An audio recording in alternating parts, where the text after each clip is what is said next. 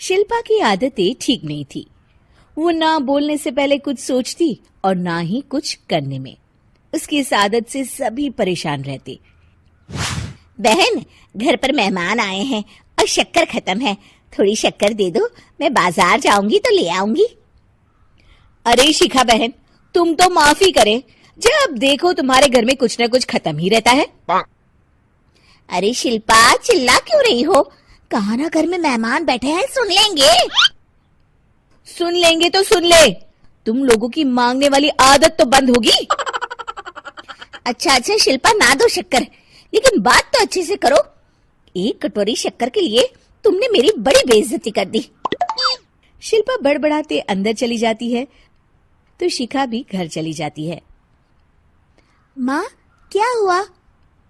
अरे कुछ नहीं बेटा, पता नहीं कहां कहां से ऐसे पड़ोसी आ जाते हैं, जब देखो तब कुछ न कुछ मांगने के लिए घंटी बजाते हैं। अब घंटी बजे तो दरवाजा ना खोलना। पता नहीं माँ की ये आदत कैसे बदलेगी, किसी को कुछ भी बोल देती है, बोलने से पहले सोचती भी नहीं। शिल्पा की ये आदत दिन ब दिन बढ़ती ही जा रही थी। एक दिन शिल्पा के दरवाजे सब्जी वाला आया। सुनो भैया, मुझे ये भिंडी, टिंडे, लौकी और आलू के साथ 1 किलो प्याज दे दो। जी बहन जी। वो एक एक कर सारा सामान पैक कर देता है। कितने पैसे दूं? 220 रुपए पूरे। अरे इतना महंगा नहीं। हाँ, मैं तो सिर्फ 150 दूंगी। नहीं नहीं, पैसे तो पूरे लूंगा, नहीं तो सब्जी वापस कर दो। ऐसे कैसे वापस कर दूंगी? मैं तो एक भी सब्जी वापस नहीं करूंगी। और हाँ, रही बात पैसों की, तो लेना है तो 150 ले लो, वरना मेरे मोहल्ले में घुसने तक नहीं दूंगी। हाँ। अरे नहीं नहीं बहन, हम लोग गरीब लोग हैं, ऐसा ना करो। पकड़ो ये 150 और दफा हो जाओ। शिल्पा की बेटी अंदर से ये सब देख रही थी।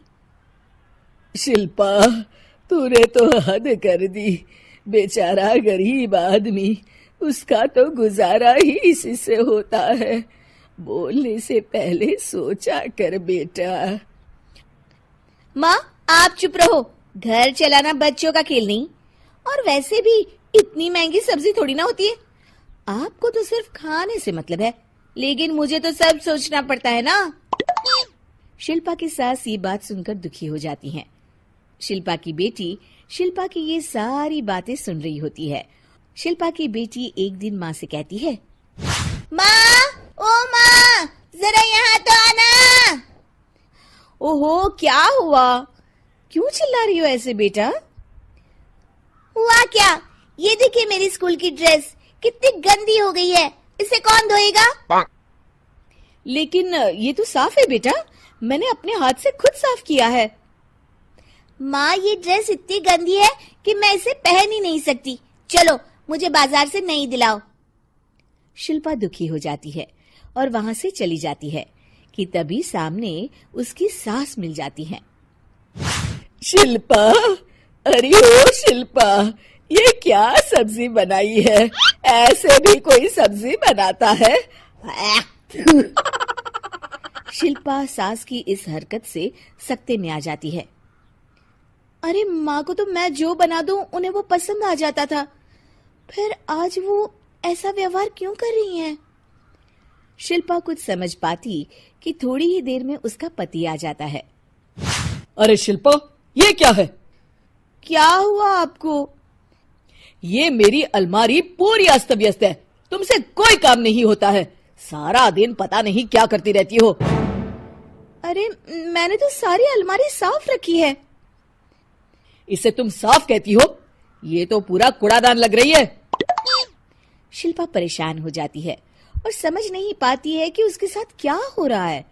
शिल्पा अकेले कमरे में जाती है और जोर जोर से रोने लगती है। तभी वहां उसका पति, सास और बेटी आ जाते हैं।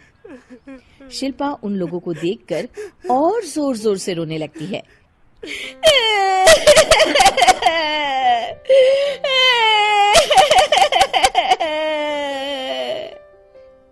कि तभी उसकी सास उससे कहती है, क्या हुआ? यहाँ बैठकर रोती रहोगी या फिर खाने को भी कुछ बनाओगी? माँ, पहले आप बताएं, आप लोगों को क्या हुआ है जो मुझसे ऐसा व्यवहार कर रहे हैं?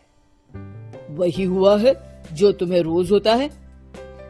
मैं समझी नहीं। माँ, आज घर वालों ने आपसे बुरा व्यवहार किया तो आपको कितना बुरा लगा ना? हाँ, मुझे बहुत बुरा लगा। मुझे अच्छा नहीं लगता कोई मुझसे इस तरह से बात करे। सही कहा शिल्पा, जो चीज तुम्हें खुद के लिए अच्छी नहीं लगती वो तुम्हें दूसरों के साथ भी तो नहीं करनी चाहिए। बेटा, हम तुम्हारे अपने हैं, फिर भी तुम्हें अपनों की बात का बुरा लगा।